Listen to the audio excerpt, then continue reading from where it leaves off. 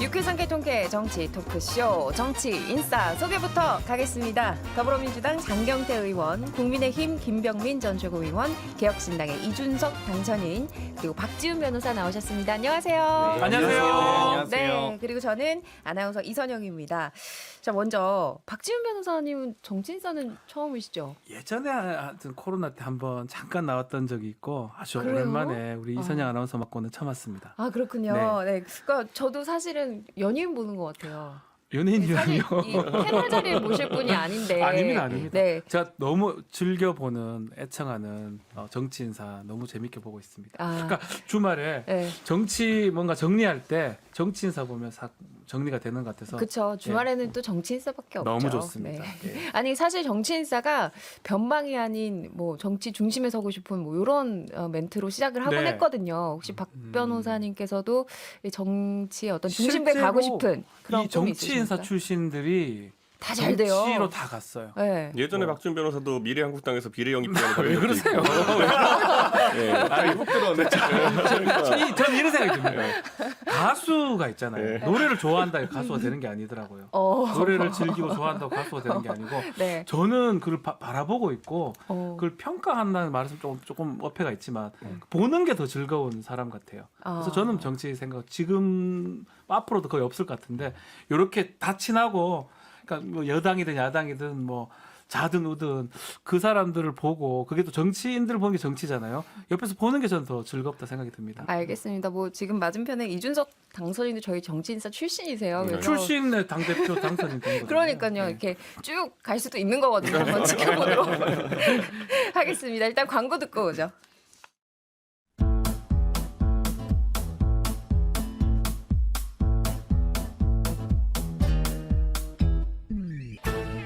유쾌한 정치 토크쇼 정치인싸.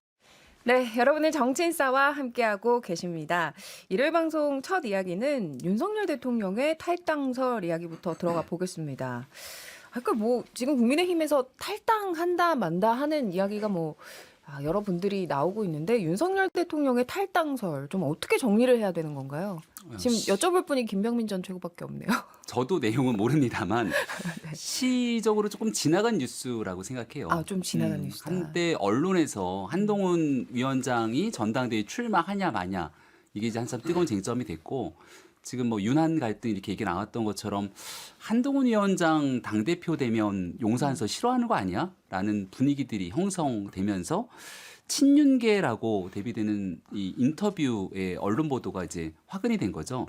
예를 들어 한동훈 위원장이 되면 당을 떠날 수 있다. 인터뷰 때 아마 본인인 것 같은데 누군지를 모르겠습니다. 그러면서 이제 대통령도 탈당할 수 있을 것처럼 언론 보도가 나가니까 야 이러면 대통령을 국민의힘 당원들이 모여서 만들었는데 있을 수 있는 일이야? 라는 오히려 반대 여론들이 굉장히 거세졌고요. 그래서 그 뒤로 이 얘기는 쑥 들어가 버린 상태가 돼버렸죠. 아니 당원들의 뜻을 모아가지고 뽑은 당대표는 쫓아내는데 그런 게 뭐 말이 되는 소리를 해야지. 이미 한번 안 해본 것도 아니고 뭐 그거를. 예, 그래서 저는 대통령 이제 탈당이냐 축출이냐가 중요하다 이렇게 봐요. 저는 근데 이번에 지금 제가 만나보는 국민의힘의 의원들 낙선하신 분, 낙천하신 분들은 어쨌든 윤석열 대통령에 대한 반감이 크고 기회가 생기면은 오히려 축출을 시도할 것이다.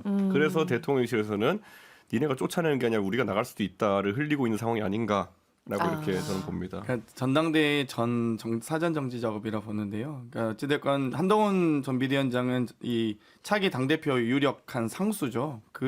만약 이 한동훈 비대위원장 또는 뭐 유승민 전 의원님이 되실 경우엔 출당 요구가 빗발칠 것입니다. 그렇기 때문에 출당 당하기 전에 사전에 여러 이 전대 구도를 이 대통령이 탈당할 수도 있다 그러면 당연히 당원들 입장에서 약간의 불안감과 걱정이 앞설 수 있기 때문에 이 출당 요구 전에 하는 사전 정지 작업과 더불어 전대에서의 영향력을 극대화하기 위한 탈당설을 흘린 게 아니냐라는 의혹은 당연히 받을 수밖에 없고요. 아마도 윤석열 대통령 때문에 총선을 졌다 라고 생각하시는 분들이 국민의힘 내에도 많은 것 같습니다. 그렇기 때문에 그걸 부인하지 않는다면 스스로 대통령실도 탈당을 진지하게 검토할 수밖에 없겠죠. 이 점을 봐야 됩니다.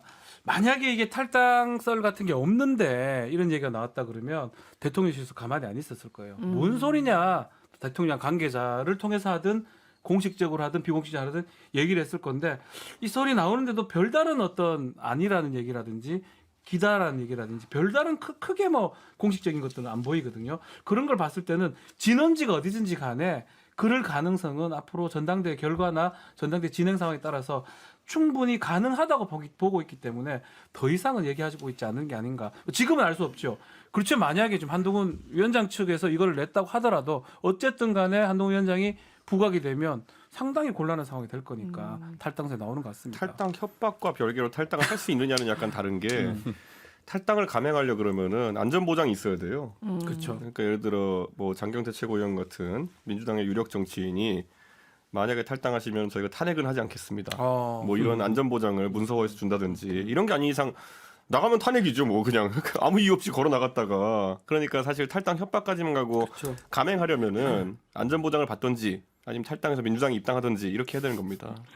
이게 이제 주체가 좀 다른 것 같은데, 그러니까 그 당원들이 대통령이 마음에 들지 않아서 대통령 탈당 요구를 한다 이제 이런 방식의 얘기들이 있을 수도 있는 것 같은데 지금, 근데 이 이슈가 나왔던 건 주체는 대통령이거든요.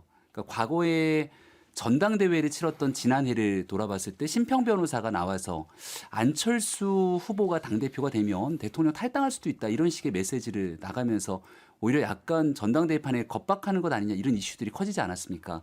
그러니까 지금은 총선 참패 이후에 사실은 당과 대통령실과의 상황 변화들이 꽤 많이 진행된 상황이거든요. 근데 과거에 했던 방식처럼 만약 대통령의 의지는 알 수가 없으나 누군가 주변인들이 나와서 상황이 뜻대로 되지 않으면 대통령이 나갈 수 있다. 근데 이게 쫓겨나는 거에 대한 대비 이런 얘기가 아니라 기사에 저도 나왔던 보도들을 보면서 판단할 수밖에 없는 건데 오히려 역으로 민주당과 같이 힘을 잡고 협력할 수도 있는 취지처럼 누군가 얘기를 하더라고요. 근데 그러면은 과거에 대통령이 강력한 힘을 갖고 정당을 끌고 갈 수 있는 리더십이 있다면 지금은 그런 가능성도 있을지 모르지만 현재 국면 속에서는 굉장히 좀 여론상으로 고립돼 있는 건 맞거든요. 그래서 지금 만약 근데 이런 메시지가 나오는 그렇게 돼서 민주당 쪽으로 간다면 지금 이준석 아니, 대표 말한 것처럼 그러니까 상식적으로 아주 말이 고립인데요. 형성이 잘 안 되는 내용들을 네. 누군가가 계속 나와서 하고 있는데 얼마 전에는 식사하고 나서 당이 호위무사가 되겠다 또 정반대 얘기가 나오잖아요. 정반대 얘기. 그러니까 이게 이 탈당 얘기 나오는 게 그만큼 전당대회를 앞두고 내가 원하는 쪽으로 가지 않으면 안 된다라는 그런 뉘앙스를 보인다고. 아니 근데 보이거든요. 양정철 비서실장하고 박영선 총리 정도면 그냥 민주당 넘어간 거 아니에요? 그건 진원진 아세요, 근데? 도대체 박영선 제가 총리 깊게 관여하고 있지 않았어요. 아니 지도부셨는데 아니 어쨌든 이 탈당설에 대한 실체는 아무도 모릅니다만 그렇죠. 이제 네. 당 내에서 뭐 한동훈 위원장과의 관계 그리고 전당대회를 앞두고 있는 분위기 뭐 이런 어수선한 것들이 뭐 종합적으로 반영된 맞아요. 그래서 계속해서 이제 나오고 있는 이야기가 나오고 있는 썰인 것 같은데 그러면 어쨌든 이제 정계 개편까지 갈 탈당을 해서 윤석열 대통령이 이렇게 그런 어떤 그립감은 없다고 보시는 저는 거네요. 그러지 않을 거라고 봅니다. 그러니까 이게 선거에 졌죠. 부족했고 심판도 받았고요. 근데 생각해 보면 심판 받고 난 다음에 국민들이 원하는 좀 고치고 변화했으면 좋겠다는 방식들이 있지 않습니까? 그럼 진단을 정확하게 해서 근본적으로 뭘 바꿨으면 좋겠는지를 변화하는 처방들을 정확하게 내려놓게 되면 총선 참패 이후에도 변화하면서 국민들께 여론을 끌어갈 수 있는 기회는 저는 굉장히 많았다고 봐요. 근데 정작 중요하게 바꿔야 되는 본진들에 대해서는 손을 대지 않고 전혀 생각지도 못했던 일들에 대한 메시지 뭐 이런 상상력들이 여기저기서 툭툭 던져 나오니까 이건 뭐지 하는 생각들을 국민의힘 당원들도 갖고 있는 거거든요. 근데 이 모든 일들은 현재까지는 전원 형태로 흘러나오고 있는 상태여서 좀 빨리 이런 이 노이즈가 낀 메시지들을 정리정돈할 필요가 있지 않나라는 생각을 하고 저는 있습니다. 근데 지금 이게 우리가 수렁에 빠지면은 발버둥 치면 칠수록 수렁에 빠진다는 거를 알아야 되거든요. 지금 상황에서 대통령이 큰 줄기에서 뭔가를 뚫어내야 되는 건지 지금 굉장히 행보가 잘해요. 그러니까 이제 뭐 지금 나온 다음에 갑자기 뜬금포로 자영업자 표가 떨어지니까 갑자기 직구 규제하겠다 그러지 않나. 예, 거기다가 이번에 PB 상품까지 규제하겠다고 나서지 않나. 뭐 이런 것들이 제가 봤을 때는 이게 보면 총선 때 우리가 보면은 아니면 대선 때 보통 하루 먹고 살 공약이라 하는 것들도 있고 그다음에 큰 틀에서 내는 공약이라 하는 것들을 다 조합해서 내거든요. 지금 하루 먹고 살만한 것들을 계속 총선 이후에 내고 있습니다. 큰 틀에서 대통령이 방향전을 어떻게 하겠다는 거 보이지 않기 때문에 지금 계속 수렁에 빠지고 있다. 어떤 초조한 행보 그런 어떤 일편이다 이런 분석이신 것 같고 탈당 윤석열 대통령의 탈당 이야기로 시작했으니까 탈당 요구를 받는 분이 또 있잖아요. 홍준표 대구시장. 요즘 이분이 좀 여기저기 쓴소리를 하시는데 이상하게 이준석 당선인 얘기는 안 하더라고요. 두 분은 아 친한가요? 저야 뭐 어른들을 잘 갑자기 모시니까. 친해지셨어요? 예? 가장 어른 못 모시는 게 저는 어른들을 잘 모십니다. 제가 지금 뭔 소리 하는 거예요? 김종인, 홍준표 이런 어르신들 제가 잘 모십니다. 제가. 예. 근데 그게 왜 그러냐면은 홍 시장 입장에서는 지금 본인이 어쨌든 정치 분석에서는 본인도 탑 티어신데 지금 완전히 지금 국민의힘에 보면 제가 이런 말씀드리기 뭐하지만은 분석 자체가 엉터리거든요. 막 박수영 의원이 전략가인 것처럼 하고 다니고 이러잖아요. 그러니까 진단부터 틀렸는데 해법이 제대로 될 수 없다. 그런데 마찬가지로 이번에도 주로 한동훈 위원장이 전당대회 나올 거냐를 중심으로 이제 얘기 많이 나오는데 아니 누가 봐도 나오면 안 되는 판이죠. 근데 그걸 나오겠다고 하고 또 거기에 줄 서려는 사람들이 생기고 그래가지고 또 대통령이랑 갈등 세운다 그러는데 대통령이랑 갈등이 있다고 자기들은 착각하지만은 밖에서 보면 초록은 동색이거든요. 그러니까 이런 상황이 웃긴 거예요, 그냥. 예전에 보면 여기 뭐 예전에 정의당 사람 거기 앉았던 자리거든요, 보통.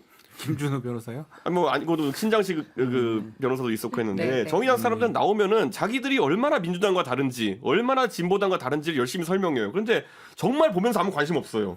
네, 보수나 중도에 있는 사람들은 니네는 동색이야거든요. 근데 지금 윤한 갈등이라는 것도 사실 본인들이 그렇게 생각하지만은 그냥 검사 1이 검사 2를 등용했다 검사 2가 싫어가지고 내치는 모양새밖에 안 되는 거거든요. 예전에 하다못해 친박 친이 갈등 같은 게 있었을 때는 국민들이 진짜 치열하게 싸우고 둘째로는 몇 개 그래도 정책적인 테마 박근혜는 경제민주화나 중도화를 하려고 했고 이명박은 신자유주의에 이렇게 경도됐고 이런 정도 차이를 본다든지 아니면은 세종시 문제 같이 국민들이 이해하기 쉬운 문제에서 각을 세우든지 해야 되는데 이 둘은 윤한 갈등은 갈등 이유는 딱 한 가지예요. 제가 나 때렸어요. 뭐 이걸 그냥 국민들한테 얘기하고 있는 거거든요. 그러니까 그런 게 홍준표 시장이 봤을 때는 그냥 웃긴 거죠. 아 그래요? 근데 제 연일 SNS에 올리는 글을 보면 어제도 올리신 글을 보면 내가 특정인을 연일 비판하는 건 대선을 의식해서 그러는 게 아니라 또다시 생길 수 있는 갑툭튀를 막자는 거다. 근데 대선을 의식해서 그러는 게 아니라는 얘기를 그게 또 한 것 자체가 메시지가 의식하는 것 같다. 그냥 해석하기 어. 가장 편한 거는 사실은 당내에 당권 주자 아니면 대권 주자 헤게모니 잡는 그 메시지가 그렇죠. 저는 익혀지거든요. 근데 괜히 또 그렇게 씀으로써 홍준표 시장이 더 좀 다르게 이 내가 가는 길에 조금 방해가 될 수 있는 사람을 좀 공격하고 이준석 대표는 뭐 지금 미안하지만 크게 상관없어요. 야당이잖아요. 여당도 아니잖아요. 저도 그래서 그거를 질문 드리고 싶었어요. 네, 네. 갑자기 언급을 안 하는 게 오히려 기분이 나쁘진 않으세요? 누구 그런 거 말하는 홍준표 홍준표 대구시장이 시장이. 이준석 대표를 겨냥을 안 하는 게 아니요, 저는 뭐 지난주에도 가가지고 뵙고 왔고. 그래요? 네, 저는 무슨 뭐- 이야기 좀 나누셨어요? 그러니까 여기 한동훈 위원장에 대한 개인적인 아니면 좀 약간 구체적인 뭔가 지적하는 사항은 결국에는 한동훈 위원장이 예전에 윤석열 대통령 밑에서 검사로 일할 때 보수 진영에 거의 뭐 1,000명 가까운 사람을 수사했다 뭐 이런 얘기 계속 하시거든요. 그런데 그런 상황 속에서 그 실적을 바탕으로 해서 보수 정당에서 당대표에 도전한다는 게 말이 되느냐. 근데 이게 사실 그러면 발례가 또 윤석열 대통령이거든요. 그분은 왜 그러면 괜찮냐 하는데 그건 아직까지 홍 시장님이 명쾌하게 설명을 못 하시는데 근데 제가 봤을 때는 하여튼 그런 거를 계속 강조하시는 거예요. 나는 보수에 볼리고 내가 탄압받을 때도 자유한국당의 대표로 이 자리를 지켰는데 한동훈은 우리를 잡아넣으려고 하던 사람이다. 근데 결론은 대통령의 탈당설이든 지금 홍준표 시장의 이 어떤 뭐 차기 구도에서의 견제구든 다 모든 게 다 지금 여권의 차기 대통령 지지 1위는 한동훈 전 비대위원장 아니겠습니까? 그게 뭐 핵심이죠. 그러니까 그게 아니고선 설명이 안 되는 상황이기 때문에 그리고 지금 현재 상황에서 뭐 당원 100이지만 지금 현재 전대율이 100이지만 5대5로 한다 할지라도 결국 차기 당대표는 전 한동훈 비대위원장이 된다고 봐요. 그러니까 4개월 전에 비대위원장 될 때 제가 이제 한동훈 땡큐 했을 때 당내에서도 땡큐라고 하면 안 된다 비판도 받고 했는데 사실 솔직히 말해서 이 총선이 녹록지 않은 상황에서 한동훈 그 당시 법무부 장관이 나왔다면 대단히 이제 꽃길을 걸을 수 있는 상황임에도 불구하고 굳이 어렵게 비대위원장 나와서 4개월간 아무런 정치적 영향력과 효과 보여주지 않고 이렇게 이 은퇴하게 생겼기 때문에 그럼 뭐 이 등장한 지 4개월 만에 은퇴할 수 없지 않겠습니까? 그러니까 결국엔 저는 한동훈 전 비대위원장이 나올 수밖에 없다 이번 전대는 본인이 살기 위해서라도 나올 거다. 지금 안 나오면 미국 가셔야 돼요 빨리. 아니 장 의원 주식 투자하십니까? 저는 안 합니다. 주식의 묘미는 손절이에요. 그러니까 물렸을 때 물 타겠다고 들어가는 순간 그때부터 골 때립니다. 그거를 알면 다행인데 저는 한동훈 위원장 4개월 만에 물렸으면 빨리 털고 나가야 되는 거예요. 사실 그게 어떻게 보면 현명하고 자본주의적이고 정상적인 판단일 수 있는데 정치에 와서는 한동훈 위원장의 지금 행보를 좀 유심히 보면 어떤 그 사진으로 보이는 뭐 도서관의 양재 도서관이라든지 뭐 집필하는 모습이라든지 직구 관련해서 SNS 얘기라든지 등등 보면 정치를 하려는 거가 확실하다고 보이거든요. 그게 아니라면 사실은 손절각이라면 그걸 아니면 또 누구 말대로 나중에 대선이나 가까워졌을 때 다시 등장하는 거라면 지금 이렇게 메시지를 낼 이유가 없는데 행보 메시지는 결국은 장경태 최고 말씀하신 것처럼 결국은 이 지지도면 나 될 수 있는데 옆에서 바람도 넣을 거고 그런 어떤 행보로 봐야 되고 반대편에 있는 사람들이 그래서 계속 말들이 나오면 다 탈당해버린다 이거 아니면 홍준표 시장은 방자하다 이게 하는 게 그런 의도로 저는 보이거든요. 근데 저는 객관적으로 한동훈 봤을 위원장이 때? 지금 나와봤자 저는 여러 질문에 답해야 될 거예요. 그쵸. 1. 너는 친윤이냐 반윤이냐. 다 못해요. 그럼 여기서 이제 안철수 식으로 답변하면 저는 국민 편입니다 이러고 넘어가겠지만은 그게 안 되는 상황이라고 지금요 보면. 이 와중에 안철수 까고. 그러니까 제가 이게 그러니까 그런 두리뭉실한 답변이 안 통하는 시점이기 때문에 예를 들어 최상병 건에 대해 다 가지고 못해요. 이번에 나오면은 답을 해야 돼요. 안 하고 뭐 국민 편입니다 이러고 넘어갈 수 없단 말이에요. 그러면은 이거 답할 때마다 아까 말했던 것처럼 지금은 한동훈 위원장이 본인이 밖에 있는 자의 특권을 누리고 있다는 생각을 못 하시는 것 같아요. 지금은 그냥 오히려 아무 가만히 질문도 있어도 되는데 필요한 건 직구 얘기만 하면 돼요. 아무 관련 없는. 제가 보기에는 들어가는 오히려 순간 직구 매일 얘기를 해서 답변해야 돼요. 개입이 되는 거 이준석 아닌가요? 대표가 지금 한동훈 전 비대위원장을 상당히 높이 평가하고 있구나 이런 생각이 드는데 철저하게 친윤으로 각색하고 나올 겁니다. 그러니까 최상병 특검 반대합니다. 또 친윤이야 비윤이야 당연히 친윤이라고 하겠죠. 그러니까 결국 본인이 가지고 있는 국민의힘 내에서의 메인스트림이 이미 자기가 메인스트림에 갖고 있는데 굳이 거기서 지금 이 차별화를 할 필요가 없죠. 차별화 전략은 메인스트림을 떠났을 때 이준석 대표처럼 이 비윤으로 찍혀서 아웃됐을 때 하는 거지. 지금 한동훈 비대위원장이 메인스트림인데 왜 굳이 지금 차별화 전략을 쓰겠어요? 이재명 유죄입니까 무죄입니까? 아, 무죄죠. 당연히 무죄 아닙니까? 저 주류적인 시각으로 이제 뭔가 김전 최고요. 예. 일단은 다들 한동훈 위원장에 대한 비판적인 시각 그리고 여기서 간과하고 있는 건 그럼 왜 한동훈 위원장에 대한 지지도가 이렇게 높게 나오냐 이 부분을 아무도 얘기하지 않고 있어요. 그러니까 대권 주자로서의 가능성을 보게 되면 여론조사에서 압도적인 국힘 1위가 나오고 다른 것보다 당권 주자로 가게 되면 국민의힘 지지층에서는 거의 50%가 넘게 지지를 하고 있습니다. 현재 나와서 뭐 일각에서는 한동훈 위원장이 줄 서는 것 아니냐 이렇게 얘기하는 사람들도 있는데 실제로 반응 자체가 지역의 당원들이나 사람들을 보면 국민의힘의 지지층이 한동훈 위원장이 갖고 있는 기대들이 있어요. 그러니까 저는 이거는 우리가 2년 전 정권 교체를 이준석 대표랑 함께 했지만 근데 지나고 나서 보면 이준석 대표도 굉장히 대통령에 비판적이지 않습니까? 근데 지금 있는 일반 당원들의 목소리나 지지자들을 보면 옛날 2년 전에 정권 교체를 희망했던 때의 그림이 아닌데라고 생각하는 사람들이 적지가 않습니다. 그럼 그 사람들이 첫 번째 가졌던 기대는 총선에 진 다음 대통령실이 변했으면 좋겠다.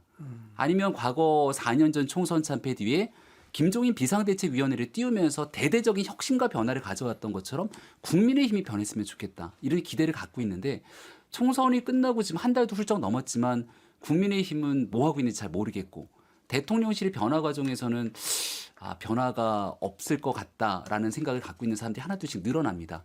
그런 변화에 대한 기대 심리들을 누군가에게 투영해야 되는데 이준석 대표는 밖에 있고 국민의힘에 남아있는 사람들 중에서 새로운 변화를 갖고 올 수 있을 거라는 기대를 한동훈 위원장에게 많이 투영이 되는 겁니다. 그걸 이제 한동훈 위원장이 과거 같은 스타일 예를 들어 민주당과 계속 대립각을 세우는 모습이라든지 아니면 검사 출신에 있었던 뭔가 수사하는 강대강 대치 국면의 그림을 갖고 정치에 다시 들어오게 된다면 사실은 그 기대감이 좀 꺼질 수도 있겠죠. 근데 적어도 한동훈 위원장은 또 굉장히 영리한 사람이라 정치하는 사람들 중에 똑똑한 사람들은 내가 있었던 실패를 통해 배워나가는 것 아닙니까? 그때 도서관에서 딱 목격했던 걸 보고 저 쇼하는 거다 이렇게 얘기하는 사람들이 제가 한 거 아니에요? 이렇게 있는 것 같은데 손가락 방해. 그럴 수 있죠. 저는 쇼하는 거라고 느낍니다. 제가 얘기 듣기로는 도서관에 굉장히 계속 갔대요. 그래요? 그날 하루 간 게 아니라 계속 갈 때 동안 사람들이 특별히 얘기하지 않다가 그날 이제 딱 알아보고 얘기했던 걸 갖고 쇼한다고 얘기한다 이런 얘기를 하는 것 같은데 무튼 계속 또 책도 보고 사람들을 만나면서 고민을 하는 모습이 있는 것 같습니다. 그래서 지금 현재 국민의 아까 이제 이준석 대표가 얘기했던 내용들 중에는 지금 나와서 얻어갈 게 없다. 이런 고민이 왜 없겠습니까? 사람들마다. 근데 또 다른 방식으로 생각해 보면 지금 만약 한동훈 위원장이 나오지 않고 같이 옛날 한국당처럼 퇴행하게 되는 모습처럼 국민의힘이 한 1년 정도가 지나가게 되면 그다음 이 우리가 갖고 있는 그릇이 다 부서지고 난 다음 뭘 담겠냐 이런 생각을 가질 수도 있을 것 같아서 깊은 고민을 할 수밖에 없는 형국이다. 그럼 오히려 지금이 이제 타이밍이다라고 보시는 건데 그러면 김 전 예. 최고는 전당대회에 나올 것이고 한 전 위원장이 그리고 당선 가능성도 높다 이렇게 보시는 거예요. 당선 가능성은 높아요. 그거는 뭐 주지의 사실입니다. 근데 나올 거냐라고 보면 아직도 잘 모르겠네요. 네, 왜냐하면 나오지 않을까요? 방금 전에 나오죠. 말했는데 변화에 대한 기대나 이런 걸 변죽 그거를 한동훈 나오려고 위원장이 네. 찾는다면 예. 그 지금 나가면 제일 부담감은 임기가 1년 조금밖에 더 안 돼요. 그러니까 만약 지방선거를 진두에서 치를 수 있으면 100% 나오죠. 지방선거 공천권도 갖고 정치는 결국 사람과 메시지로 보여주는 건데 지방선거를 통해 바꿀 수 있는 새로운 사람들을 보여줄 수가 있습니다. 근데 지선이 없게 되면 지금 뭐 한 8월에 전당대회가 있으면 8월 달부터 내년 9월까지 1년의 기간 동안 새로운 선거 없이 집권당으로서 대통령과의 차별성을 가져가야 되고 또 완전히 부러져서도 안 되는 그 아주 교묘한 상황 속 묘한 상황을 끌고 가면서 국민께 새로운 변화를 줘야 됩니다. 그럼 새로운 기대와 희망에 대한 메시지를 본인이 완전히 담보해낼 수 있는가? 이걸 한동훈 위원장은 정교해진다는 표현을 쓰는데 아직 그 정교해지는 과정의 해법을 제가 알고 있기로는 명확하게 찾지는 못한 것 아닌가 생각이 들어서 그거를 찾아내면 나올 거고 그거를 아직까지 좀 더 정교해질 시간이 필요하다 그러면 안 나오겠죠. 아니 근데 사람과 알겠습니다. 메시지 얘기하는데 지난 총선을 복귀해 보면 한동훈 위원장이 제일 못한 게 사람 찾는 거랑 메시지 하는 거예요. 그러니까 그거를 왜 한동훈 위원장이 맡아야 되는지를 사실 모르는 거고 좋아요. 그러니까 국민의힘을 개혁하기 위해 가지고 한동훈 위원장이 고심 끝에 그런 수를 둔다. 그거는 본인 생각이고요. 마주하게 될 현실은요. 저쪽에 장경태 의원 같은 민주당 주류는 어떻게 생각하냐면요. 지금부터 계속 패스트트랙으로 특검 내리밀고 뭐 국정조사 들이밀고 해가지고 한동훈 위원장이 대표가 된다 한들 할 거는 머리 깎고 투쟁밖에 없어요. 이거 막아 세우겠다고. 그런데 현실은 그렇다니까요. 이걸 그러면 그거를 안 하려 그러면은 아예 유승민 의원처럼 자신 있게 비윤 반윤 메시지 낼 수 있는 사람이든지 총선 때처럼 애매하게 뭐 싸울 것처럼 하다 가서 카노사이 굴욕처럼 눈밭에 90도 인사하고 이럴 사람은 또 본인만 고생하는 거라니까요. 알겠습니다. 아예 한동훈 위원장이 머리 깎고 투쟁할 생각하면은 저는 또 모르겠어요. 지금 국민의힘이 알겠습니다. 정상적인 정당의 구조와 작용을 갖고 있지 못하기 때문에 그것까지 뭐 민주당의 특검을 방어할 수 있는 정당이다 그렇게 보시면 건 너무 과대평가하신 거고요. 지금 한동훈 비대위원장은 이제 자기 본인이 살 수 있느냐 없느냐 그리고 지금 친윤 비윤 나눠져 있는 계파 갈등이 지금 표면화되진 않았지만 뭐 워낙 현재 여당에서 나오기 쉽지 않지만 아마 스스로 이 대통령도 그렇고 지금 친윤계도 그렇고 뭐 소위 윤핵관이나 비윤들도 살기 위해서 몸부림치고 있는 과정이죠. 알겠습니다. 지금 광고 들을 시간이 돼서요. 뭐 한동훈 전 위원장 이야기로 굉장히 일부가 뜨거웠는데 일단 좀 쉬고 와서 다시 네. 가죠. 네.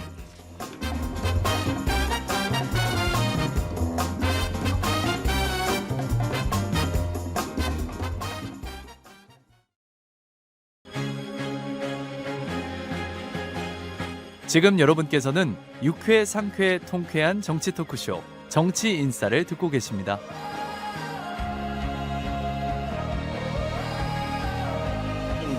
협박이.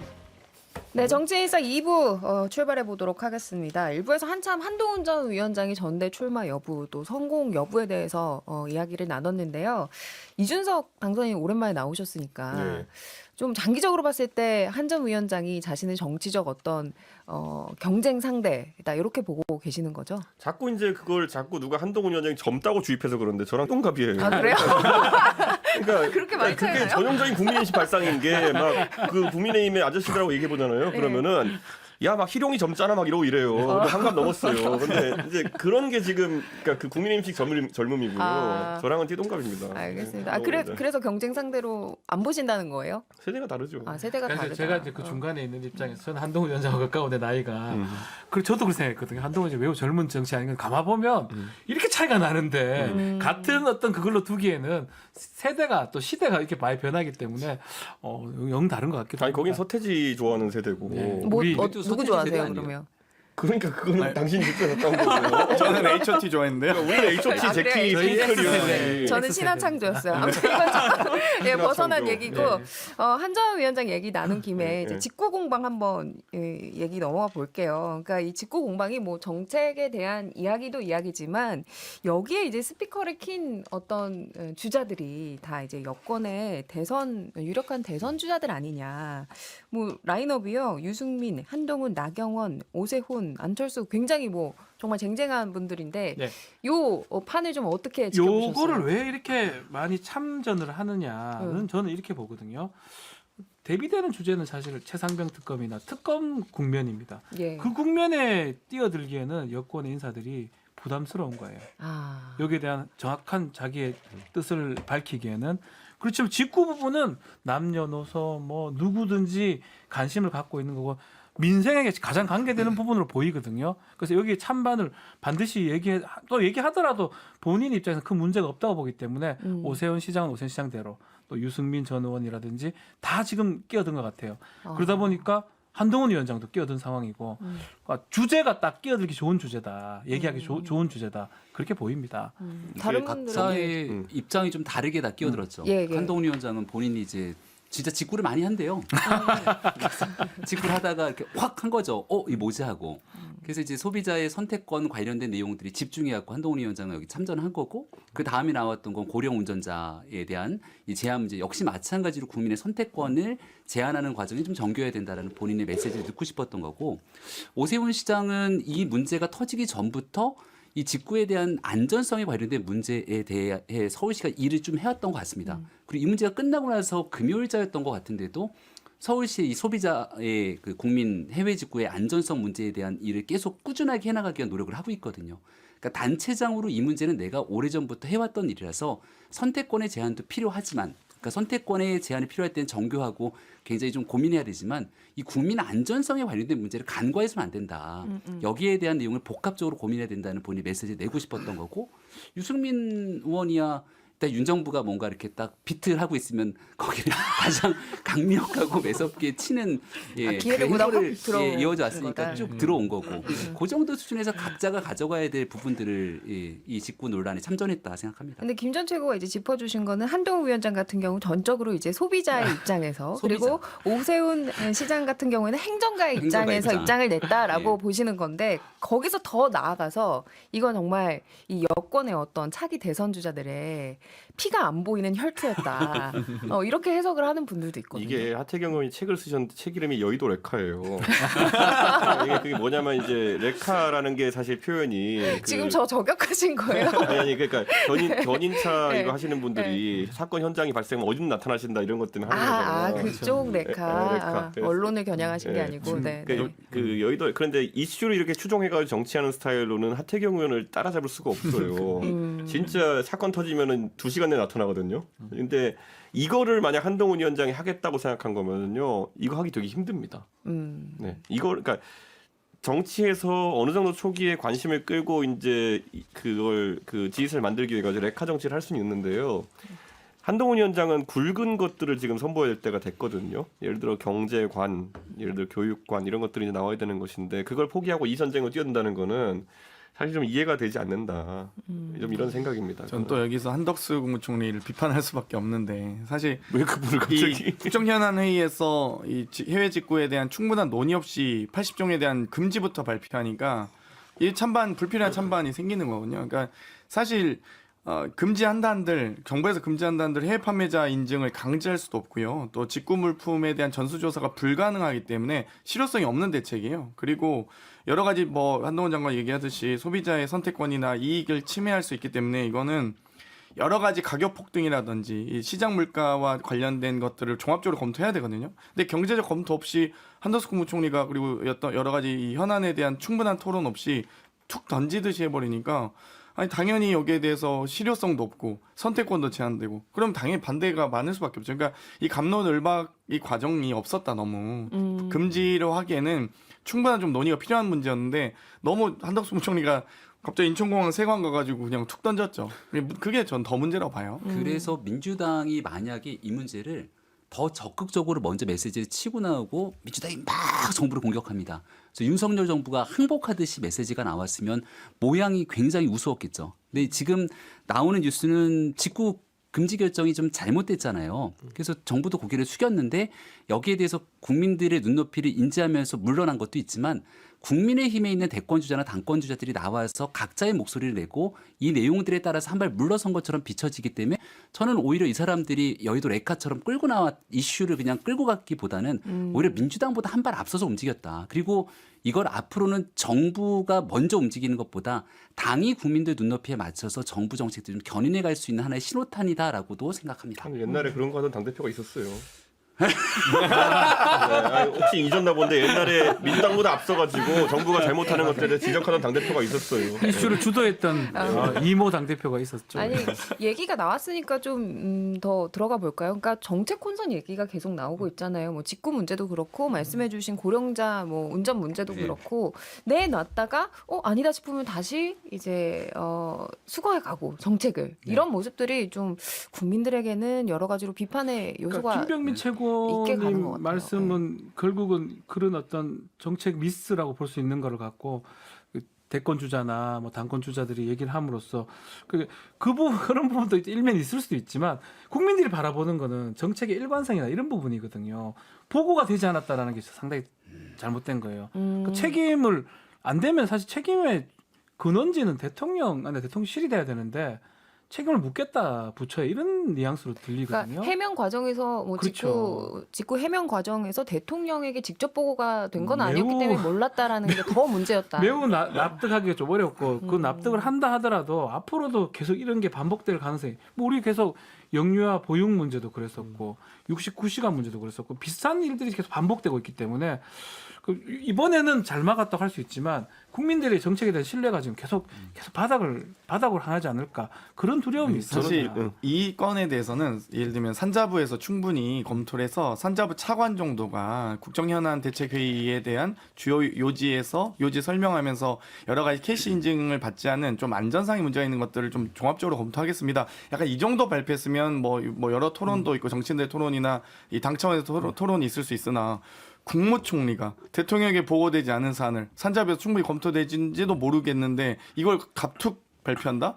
그러니까 이게 말이 안 되는 거죠. 그러니까 컨셉이 명확해졌는데 이것이 물가 대책이었느냐, 갑자기 산업 안전 대책이었느냐, 뭐 여러 가지 뭐 이걸 잡고 이제 가야 되는데 지금은 뭘 위해서 이걸 한지를 모르는 상황이다 보니까 대통령도 이제 당황했다라고 하는 건데 저는 이런 생각했습니다. 지금 대한민국에서 가장 중요한 건 물가입니다. 이 물가를 어떻게 억제할까에 대한 부분이고 이번에 문제는 직구라든지 직구에 솔직히 뭐 제가 봤을 때 한동훈 위원장도 직구하신다는데 저는 직구할 때 그냥 심심풀이로 900원짜리 물건 사 모으는 방식으로 전 직구하거든요. 그 집에 이상한 물건 많이 쌓여 있어요 지금 보면은. 그런데 사실 직구의 가장 좋은 효과는 그 가격 책정이 있어가지고 예전에 같은 LCD TV가 미국에서는 블랙 프라이데이 하면 100만 원, 한국에는 400만 원 이러면 이게 사실 안 좋은 거다. 이런 것들에 물가를 억제하는 효과가 있는 건데 그런 부분을 어떻게 정책적으로 풀어낼지에 대해서 고민해야 되는 거거든요. 저는 이런 생각도 해요. 직구 해보신 분도 알겠지만은 우리나라에 지금 그 전자제품이나 이런 것들 물가가 높게 유지되는 이유는 우리나라는 소위 AS 비용이라는 게 다 초기에 물건 살 때 들어가 있는 거거든요. 네. 근데 직구 물품은 그런 게 빠져 있고 그렇죠. 판매자가 AS를 대행하는 경우도 있고 뭐 여러 가지 있거든요. 우리나라도 지금 핸드폰 같은 파손보험 드는 분도 많고 뭐 그런 것들을 차라리 분리해가지고 가격 정책을 좀 바꾼다든지 이런 좀 혁신적인 생각들이 나와야 되는 건데 지금은 좀 이상해요. 지금 보면은 물가 대책도 보면은 현재 정부의 그러니까 어떤- 천공 얘기를 안 할 수가 없어요. 그러니까 천공이 다루기만 하면 이렇게 정부 정책으로 발표되는 건 좀 아니. 우리가 어려울 때마다 민주당이 도와줘요. 천공 얘기하고 탄핵 천공 얘기하고. 방송 보시는 시청자들이 많아지고 있습니다. 좀 걱정이에요. 근데 조금 천공이 전에 제가 항상 이제- 주장하는 천공 되게 정치 평론 잘해요. 제 생각엔 머리 깎고 양복 입으시면은 웬만한 데 나가도 하실 만큼 하는데 알겠습니다. 너무 많은 말을 해가지고 걸리는 게 많은 거지 거기에. 아무튼 이제 마음을 조금 전에 막 싸죠. 이준석 당선인의 말씀에 이제 정책의 섬세함이 좀 떨어지는 것 같다. 그리고 좀 굵게 이제 지금 현안이 뭔지 좀 숙고하는 그런 모습이 필요하다. 이런 이야기였다고 제가 정리를 하고 좀 주제를 넘어가도록 할게요. 장경태 의원에게 질문 드릴 건데 그래서 법사위원장은 추미애 당선인이 되는 겁니까? 정청래 의원이 되는 겁니까? 일단 원구성협 협상을 하는 걸 지켜봐야 될 것 같은데요. 아마 6월 5일 본회의에서 국회법이 정한 절차대로 국회의장단을 선출할 예정이고요. 사흘 안에 상임위원장 선출하게 되어 있습니다. 그런데 아마 뭐 사흘을 넘길지 안 넘길지는 원내대표단의 어찌됐건 2+2 회의에서 결정될 것으로 예상이 되고요. 만약 현재 의석 분포대로 11대 7로 갈지 아니면 국민의힘이 끝까지 목리를 부려서 이 원구성 협상이 결렬될지는 지켜봐야 될 것 같고요. 그 이후에 이제 상임위원장 배치를 논의할 것 같은데 아마 상임위원장 배치도 원구성 협상 과정에 따라서 아마 좀 달라질 수 있다. 그러니까 여러 가지 컨셉과 저희의 또 어찌됐건 태도와 자세는 강경한 태도가 될지 그래도 온건한 태도가 될지는 국민의힘에게 전적으로 달려있다고 다시 한번 간곡하게 부탁드리고 싶네요. 제가 질문을 이제 법사위원장 부분인데 예, 또 저는 운영위 법사위원장 둘 중에 정말 하나면 뭐 그렇게 하지 않을 것 같기도 한데 민주당이 법사위원장 무조건 가져가려고 할 것 같아요. 국민의힘도 그거는 어떻게 보면 어쩔 수 없이 양보하고 운영위원장을 갖고 오든 뭐 그런 협상을 할 건데 어쨌든 질문 취지가 추미애 당선이 가능하냐. 6선이잖아요. 근데 상임위원장이 한 3선 정도 그 이상. 저는 사실 이거 제한은 없다고 보거든요. 본인의 뜻 같아 본인이. 본인이 한다고 하면 의지가 있으면 전 충분히 가능하다 생각이 드는데 근데 본인이 저 진짜 국회 구성을 잘 모르니까 갑자기 당대표 됐던 사람이 또 이렇게 상임 법사위원장을 하는 게 맞냐 본인 스스로 생각할 수도 있고 또 그 중요성을 따졌을 때 내가 어디 있든지 간에 꼭 해야 된다고 생각이 들면 한다. 그래서 저는 결론적으로는 추미애 지금 당선인 SNS나 이런 행보를 봤을 때는 저는 할 수도 있다는 생각이 좀 들어요. 본인의 존재감을 부각시킬 수 생각이 있으면 들어요. 법사위원장 자리처럼 사실 국회의장의 자리도 존재감을 부각할 수는 있지만 정말 법사위가 보여지고 있는 존재감 부각 언론의 노출도는 훨씬 더 높을 거잖아요. 그렇죠. 맨날 나오는데요. 그런 뭐. 실리를 따지면 할 수도 있겠다는 생각이 드는데 근데 이 법사위원장을 추미애 당선인 얘기 나오기 전까지 처음에 박주민 의원처럼 합리적인 사람 얘기가 나오다가 박주민 의원을 수박으로 몰아가지 않습니까? 막 지역구 사무실에 대자보도 붙이고 그러면서 정청래 최고위원이 하겠다라는 방식으로 갔는데 지금 갑자기 이도 아니고 추미애 당선인이 하겠다 그러면 그럼 정청래 최고위원이 수박이 되는 건지 어디까지가 수박인 예, 건지 이러다가. 이런 논란들이 계속 가게 되는 거라 이게 결국 국회의장 선거에서 추미애 당선인을 뽑지 않았던 후가에 대한 나머지 조정 작업들을 가져가는 건데 이 민주당이 정확한 입장 정리를 좀 장경태 의원이 해주세요. 대답해 주시죠. 아니요, 2+2 회의가 어떻게 될지 국민의힘이 어디까지 본인들의 지금 현재 처한 상황을 객관적으로 인식하고 할지를에 따라서 저희가 정말 아름다운 또 일정한 또 정치 협상이 가능해지면 저희도 일정하게 뭐 상임위 구성이 좀 더 온건하게 가는 거고요. 국민의힘이 끝까지 대치 상황을 연출하고 싶어 한다. 뭐 필버 등을 다 검토할 거 아닙니까? 그러면 뭐 저희도 강경하게 전시 체제로 갈 수밖에 없죠. 필리버스터 못 합니다. 제가 당 대표 할 때 필리버스터 여러 번 지시했는데 2시간 이상 하겠다는 사람이 없어요. 그러니까 그게 국민의힘 의원님들의 지금 문제예요. 22대 때 많이 방송 달라졌을지 출연할 사람도 모르겠는데. 없는데 필리버스터도 안 하면 어쩌라는 겁니까? 그래서 저는 뭐 하여튼 그건 그렇고 제가 지금 이 상황은 그 청취자분들 쉽게 이해하시려면요. 양당이 이제 국회가 개원하고 나면 양쪽 다 타임 어택을 하는 겁니다. 뭐냐? 한쪽엔 시계가 돌아가는 게 이재명 대표와 조국 대표의 사법 리스크 시계가 돌아가고요. 한쪽에서는 이제 여러 가지 특검이나 아니면 국정조사를 압박하는 그 시계 시험표 들어가는 거거든요. 법사위가 왜 중요하냐면요. 원래 국회 선진화법에 따라가 패스트트랙을 처리해가지고 22대 때 다 이런 거 올리려면요. 우리가 아는 것처럼 최대 6개월이거든요. 그래서 180일 정도를 있어야 이제 특검이든 뭐든 가동시킬 수 있는 건데 국회의장이 지금 이번에 선거할 때 정파성을 띠겠다고 양 후보들이 나와서 이제 얘기하잖아요. 그 의미가 뭐냐면 국회의장이 좀 단축시킬 수 있는 시간이 있어요. 그리고 법사위까지 거기까지 단축시키면은 빠르면 4, 5개월 만에 후루룩 갈 수 있습니다. 근데 지금 이 사법 리스크가 걸려있는 상황 속에서는 이 한두 달이 굉장히 중요한 거예요. 연말 전에 이런 특검이나 국정조사들이 가동되느냐. 그런 게 되게 중요한 거기 때문에 저는 민주당에서 법사위를 어떤 식으로든지 가져가려고 할 것이다. 지금 앞에 뭐 하는 거 보고 이런데 그런 의도 없다. 양쪽 다 타임어택이기 때문에 무조건 가져가려고 할 거다. 당연하죠. 이렇게 네. 보고 있고 요즘 보면 이제 비교섭 단체잖아요. 저희는요. 예. 그래서 누가 막 법사위에 뭐 개혁신당 갈 생각이냐 그런데 조국혁신당 분들을 보니까 저 당은 당 자체가 법사위예요. 그래서 지금 법조인들도 너무 많고. 그래가지고 저희는 꿈도 안 꾸고 있는데 그래요? 그러니까 법사위가 엄청 치열해질 거는 자명하고 거기서 다룰 거는 사실 아까 말했던 것처럼 사법 리스크가 걸려 있는 두 분 당 대표의 당들은 타임어택 할 거다 무조건. 조금이라도 빨리 그런 것들을 밀어붙이려고 할 거다. 그분들이 사법 리스크가 있어서 빨리 밀어붙여서 얻어낼 수 있는 건 뭐예요? 아니죠. 이게 끝나기 전에 이걸 먼저 끝나기 바라는 거죠. 뭐가 먼저 나오냐의 부분이거든요. 아니 뭐 사실은. 별로 우리들의 사법 사법 리스크와는 리스크의 별로 결론 전에. 관련은 없고요. 그건 무죄를 믿는 사실- 사람이라 그렇죠. 22대 국회 개원과 동시에 개혁 입법할 수 있는 저희가 동력은 어찌됐건 한 6개월 정도로 보고 있어요. 그러니까 올해 안에 개혁 입법을 통과시키지 못하면 민주당도 어떤 당원과 지지자들에게 외면받을 수 있다, 강력한 경고를 받을 수 있다라고 생각하고 있기 때문에 아마 뭐 그건 뭐 윤석열 대통령도 위기감이 있겠지만 저희 또한 충분히 그 약속된 국회를 개원하는 것에 목표를 삼고 있어요. 그래서 6개월 내에 성과를 내기 위해서 좀 더 저희도 시간이 좀 압박은 있죠. 말은 그렇게 하지만 시작하자마자 다 특검이랑 국조 올릴 거잖아요. 아니, 9번이나 거부권을 행사해 주셨잖아요. 그래서, 그러니까. 10번이죠. 죄송해요. 또 한 번 까먹었네. 10번, 예. 10번 거부권 행사하셨기 때문에 예. 그 거부권 행사한 법안에 대해서는 당연히 저희가 다 재발의해야죠. 그 그러니까 올리는 지금- 과정에 다 법사위가 연관돼 있으니까. 그러니까. 예, 예. 거의 다 법사위를 다 법사위원장은 뭐 거쳐가야 되니까. 민주당이 무조건 가져갈라 할 겁니다. 이준석 당선인이 짚어주셨지만 시계 싸움에서 어쨌든 민주당의 당원들 뭐 이른바 강성 당원이라고 하시는 분들은 추미애 당선인이 이제 법사위원장을 해야 그 시계 싸움에서 이길 것이다 이렇게 보고 있고 당 내에서는 그 당원들의 어떤 마음을 받아주고자 하는 움직임이 지금 진행되고 있는 거 아니냐 이렇게 보고 있는 분들이 많거든요. 뭐 일단 뭐 강성 당원 뭐 일반 당원을 떠나서 22대 총선 자체가 윤석열 정권 심판론을 많은 국민들이 공감하셨기 때문에 국민적 공감을 이룬 사안에 대해서 민주당이 응답하지 않는다면 민주당도 지금은 대단히 또 공경에 처할 수 있다라는 위기감이 스스로 있습니다.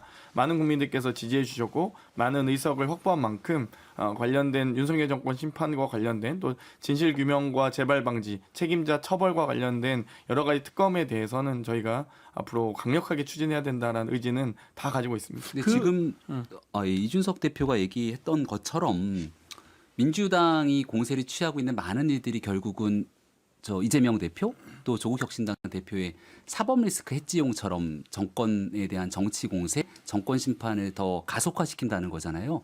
근데 뭔가 이제 그 정부가 잘못하고 있는 일들이 있죠. 또 반드시 민생을 위해서 필요한 일들을 민주당이 속도감 있게 처리해 나가겠다고 얘기를 하고 또 거기에 발맞춰서 개혁신당 등 옆에 있는 이제 제3정당들이 같이 힘을 합치게 되면 여론이 이렇게 움직일 수밖에 없어서 국민의힘이 외통수로 몰릴 수 있을 것 아닙니까? 근데 양당의 대표 등 특히 이재명 대표의 사법 리스크를 회피하기 위해서 정치 공세로 세게 윤석열 정부를 몰아세운다 그러면 이 당에 있는 국민의힘 사람들도 합리적으로 뭔가 조정 작업들을 거치려고 하다가도 스크럼을 짜고서 막아세울 수밖에 없는 형국에 내몰리게 되는 것 아닙니까?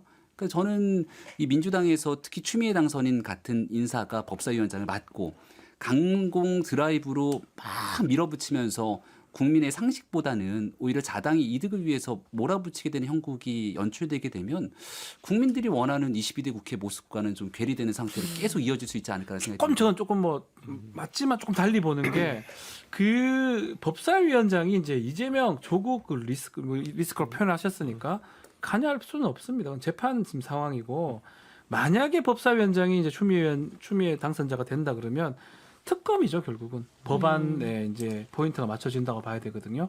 특검 처리나든지 새로운 법안에 대해서 아주 주도적으로 할 수 있는지 요번에 이게 아마 국민들의 여론이나 뭐 특히 민주당원들이 봤을 때는 뭐 충격을 받았을 겁니다. 아마 압도적으로 추미애였는데 알고 보니까 우리 당선자를 비롯해서 가가지고 딴 데를 찍었다 이제 설명이 아니 저는 아닙니다. 장경태 최고를 비롯해서 다른 그러니까 그런 부분들이 안 된 거거든요. 추미애 당선자도 자기도 화가 난다. 그렇지만 탈당하지 말아 달라. 그 이유는 뭐냐면 저는 이렇게 해석이 되더라고요. 나도 당원들이 원하는 그런 역할들을 할 거다. 그래서 저는 법사위원장 충분히 가능. 아니면 당대표인데 당대표 하는 것도 이상하잖아요. 지금 상황에서. 전당대 나가는 것도. 그러면 뭘 할까? 그냥 저분이 육선인데 국회의장도 아니고 후반기 국회의장 되나? 그것도 모르겠고 그냥 걸어다니고 이럴진 못할 것 같거든요. 그러면 법사위원장 정도 하는 게 본인 생각 아닌가 이런 생각이 들어요. 어쨌든 추미애 당선인이 법사위원장으로 가긴 갈 거다 이렇게. 저 개인적으로는 본인이 뜻만 확실하면 그 누가 막습니까? 그거를 또 막으면 난리 납니다. 개인의 뜻은 아닌 것 같긴 한데요. 제 저는 잘 느낌은. 모릅니다, 이거는. 왜냐하면 이 육선이기 때문에 의장을 나갔던 분이 상임위원장 하는 건 대단히 큰 희생과 헌신이죠. 또 이제 사실 법무부 오히려 장관까지 하셨던 급을 분이니까요. 낮추는 네. 거기 때문에 정말 만약에 추미애 의원님이 이제 만약 법사위원장을 맡게 되신다면 그건 당의 요청이겠지 본인은 아니실 거라고 봐요. 저는. 그러니까 이재명 대표도 나서서 뭐 당원이 2만 명 이상 탈당했다라고 이렇게 구체적인 수치까지 언급한 배경도 뭐 이런 의도와 통하는 건 아니냐 이런 분석도 나오고 있고, 근데 이렇게 당권 강화의 모습을 보이는 게 민주당이 좋은 거냐 아닌 거냐 여기에도 이제 해석이 여러 개가 있을 것 같거든요. 근데 지금 아까 이제 김병민 최고는 그래서 이제 너무 몰아붙이는 모양새가 나오면은 뭐 여론이 또 다르게 움직일 수 있는 부분을 지적했는데 그건 네. 맞아요. 근데 지금 여론과 관계없이 192석을 밀면 밀립니다 지금. 네, 그 상황인 거예요. 그러니까 민주당에서는 전략적 판단을 할 겁니다. 왜냐하면 예전에 이재명 대표라는 분이 생각해 보면요, 2016년을 자꾸 우린 복귀해 보는 것도 의미가 있어요. 2016년에 그때 정작 박근혜 정부가 총선 지고 그때 뚫뚫뚫 밀려나갈 때 그때 많은 안철수 그다음에 문재인 같은 그 당시 야권의 주요 지도자들은 감히 입 밖으로 탄핵이나 이런 두 글자를 내는 걸 두려워했어요. 왜냐 아까 그랬던 여론의 반작용이라는 게 올 수 있으니까. 특히 박근혜 대통령은 팬층이 두터운 분이니까. 근데 그때 가장 먼저 용기 있게 나서가지고 막 탄핵 이러고 다니고 막 이렇게 시위 현장 나타나고 했던 게 그 당시 성남시장 이재명이었습니다. 그러니까 이재명 시장은 그걸 알았던 거죠. 어느 때는 오히려 여론이라는 건 타고 가야 된다. 네, 그런 생각을 했기 때문에 지금 이재명 대표가 그런 전략적 판단을 했다면은 저는 오히려 법사위원장이 마음이 약해지지 않을 사람이 필요할 수도 있다. 그런 생각을 하겠죠. 그러니까 사실 그런 고민이 있었어요. 저희 아마 의원들도 그렇고 당원들도 마찬가지인데 그 당원들께서 추미애 전 장관을 압도적으로 지지하셨던 이유는 누가 의장이 된들 아마 탈탈 털 거다 또 검찰이. 어찌됐건 이 법사위원장도 매우 중요한 이 본회의 직회부를 비롯한 여러 법안 통과에 아주 중요한 길목이기 때문에 그 검찰의 여러 가지 이 표적 수사에 대해서 버틸 사람에 대한 고민이 있었거든요. 솔직히 당내에선. 그런데 지금 이번에 검찰 인사 정말 검사 치욕의 날이라고 보일 정도로 중앙지검 초토화, 대검 초토화됐잖아요. 그리고 나서 이 대통령께서도 사실 본인과 관련된 대통령실과 관련된 거부권 행사 안 할 줄 알았는데 저는 최상병 해병대 특검까지도 거부권 하려나? 김건희 특검과는 분명히 다르다고 봤는데도 불구하고 뭐 보란 듯이 특검 거부권 쓰셨잖아요. 그러니까 28일 본회의 앞두고 아마 이제 이탈표가 어떻게 될지 봐야 되겠지만 결국 대통령이 총선 패배에도 불구하고 전혀 변하지 않는 입장을 계속 보이고 있기 때문에 거기다가 대놓고 당선인 연천에 가가지고 뭐 호위무사 이야기나 하고 계시고 거부권 적극 활용하라는 얘기나 하고 계시면 민주당 입장에서 그럼 바보같이 그걸 가지고 저희가 171명이나 되는 국회의원들 놀고 있어야 됩니까? 그렇지 않죠. 저희는 국민의 민심에 받들어서 열심히 일해야죠. 그 다음 4년 뒤에 평가받는 건 저희의 몫인 거고 윤석열 정권도 어찌되건 국민들의 심판을 받으셔야죠. 지금은 받으셔야 될 텐데 지금 계속 그걸 거부하고 계시기 때문에 이런 문제가 되는 겁니다. 저는 추미애 당선인 얘기를 했으니까 추미애 당선인 얘기했을 때 그 대립군이라고 하는 표현이 잊혀지지가 않아요. 그러니까 국회의장으로 추미애 당선인을 내세우려고 했던 것도 이재명 대표를 대신해서 거기에 강력한 역할을 해달라는 주문처럼 들리거든요. 이준석 대표가 얘기했던 2017년, 16년도에 이재명 성남시장의 역할이 있었는데 대신 대통령이 못 됐잖아요. 강성으로 뭔가의 목소리를 내면서 사이다 이재명이라는 별칭을 얻으면서 그때 처음으로 중앙 정치에 발을 딛는 정도의 상황에 그치게 됐죠. 결국은 그 열매는 문재인 대통령이 다 가져가지 않았습니까? 이재명 대표의 딜레마는 지금 본인이 취할 수 있는 지지층들의 결집은 다 가져왔고 당내 이재명 대표 중심으로 모든 일들이 다 정리되어 있기 때문에 정말 이재명 대표를 싫어하는 반대 진영 플러스 중도 진영에서 이재명 대표에 대한 호감도가 높진 않다고 저는 판단합니다. 그러면 어떻게든 중간으로 조금씩 옮겨가야 되는데 그런 마음이 저는 우원식 당선인을 국회의장으로 만들었을 거라 보거든요. 근데 여전히 추미애 당선인이 그건 그거고 난 법사위원장 가서 대립군이 아니라 여기에 대한 강성 지지층들의 목소리를 세게 드라이브를 걸겠다라고 하면 그 후과는 결국 이재명 대표에게도 고스란히 연결된다. 만약 이번 해병대원 특검 문제 같은 경우도 박주민 의원처럼 절절하게 편지도 쓰고 마음을 움직이는 방식으로 가게 되면 여기에 대해서 같이 어느 정도 고민하는 국민의힘 사람들도 분명히 존재합니다.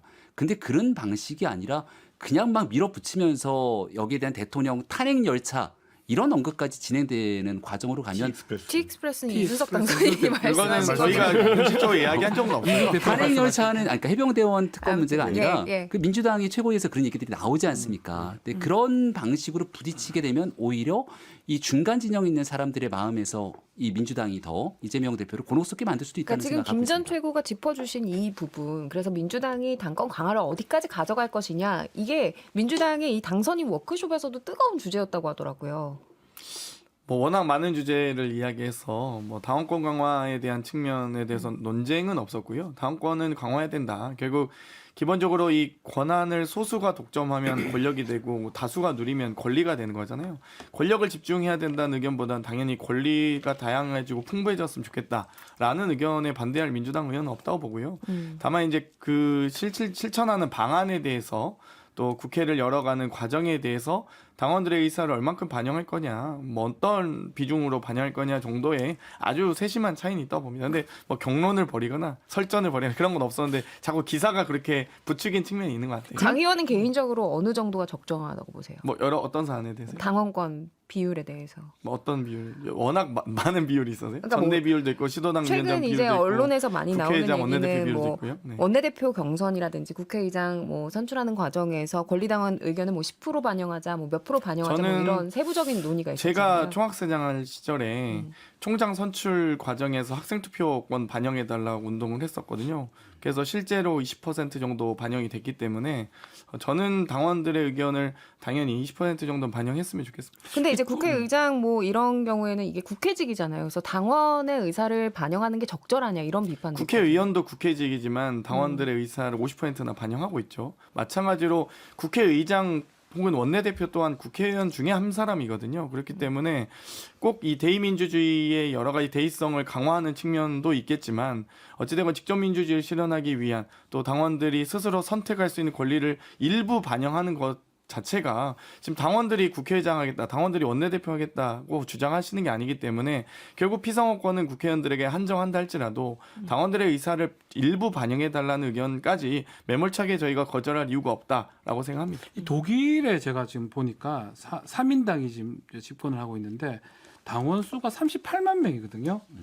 자, 우리의 민주당은 지금 당원 수가 지금 250만인가요? 저희 400만 당비를 인가요? 납부한 적이 있는 당원만 250만 명. 인구도 그렇고 독일보다 우리가 그렇게 크지가 않은데 또 국회의원들 수도 마찬가지고 뭐 이렇게 많은 당원이 아마 제가 알기로 전 세계적으로 뭐 가장 세계 최다 당원이. 그래서 조금 더 고민을 해봐야 될 당원권에 대해서 고민을 해봐야 될 것 같아요. 확대하는 쪽으로 조금 더 그렇죠. 고민을 해야 왜냐하면 된다. 3인당에 집권 3인당에 1890년에 만들었던 3인당도 30만, 30만밖에 안 되는데 우리가 지금 민주당이 200만, 300만까지 된다는 거는 그만큼 당원들이 많다라는 거고 다만 이제 현대민주주의가 대의민주주의자잖아요. 예컨대 대신해 가지고 국회의원 해야 되는데 당원들이 얼만큼 영향을 미칠 수 있느냐 이것들이 고민을 좀 해야 될 시점이 아닌가 생각이 듭니다. 타당 이제는. 얘기해서 얘기하는 게 적절치는 않은 것 같은데 아니 대의원제도부터 폐지하는 게 맞지 않아요? 알겠습니다. 저희가 대의원제는 정당법에 대의원은 2개 돼 있기 때문에 여야가 합의하면 할 수 있습니다. 아니 그게 아니라 우리 같은 경우 전당대회 과정 속에서 대의원제가 있긴 하지만 대의원이 갖고 있는 표는 똑같이 일반 당원들의 표와 동등합니다. 근데 민주당은 대의원이 갖고 있는 표의 그 가치가 훨씬 더 크기 때문에 이재명 대표가 얘기하는 당원 직접 민주주의에 따르면 그런 내용을 정리하는 게 우선이잖아요. 당에 대해서. 근데 갑자기 이런 내용들은 온데간데 없이 추미애 당선인 문제 때문에 국회의장 원내대표 선출에 당원의 투표 비율을 강화하겠다. 이거는 저는 뭐 약간 저희도- 논란에 대한 걸 저도 그 포착하는 공감 느낌이 문제식 강하게 공감하고요. 알겠습니다. 네. 저희가 마무리할 시간이 돼서 혹시 이준석 당선인 짧게 뭐 평가하실 거 있으면은 오랜만에 김병민 최고위원과 장경태 의원이 참 보니까 재밌네요. 김병민 최고위원이 그 심경의 변화가 커 보입니다. 상당히 김병민 최고가 그래도 윤석열 대통령 커버에 좀 약해진 느낌은 있어요. 제가 좋아하는 세 분의 젊은 정치인하고 얘기하니까 너무 즐거워요. 알겠습니다. 네, 여기까지 듣고 광고 듣고 오죠. 네, 육회상쾌 통쾌 정치 토크쇼 정치인싸 마무리하겠습니다. 지금까지 국민의힘 김병민 전 최고위원, 더불어민주당 장경태 의원, 이준석 개혁신당 당선인 박지훈 변호사 그리고 저는 이선영이었습니다. 다음 주 토요일 11시 5분에 뵙겠습니다. 고맙습니다. 감사합니다. 감사합니다.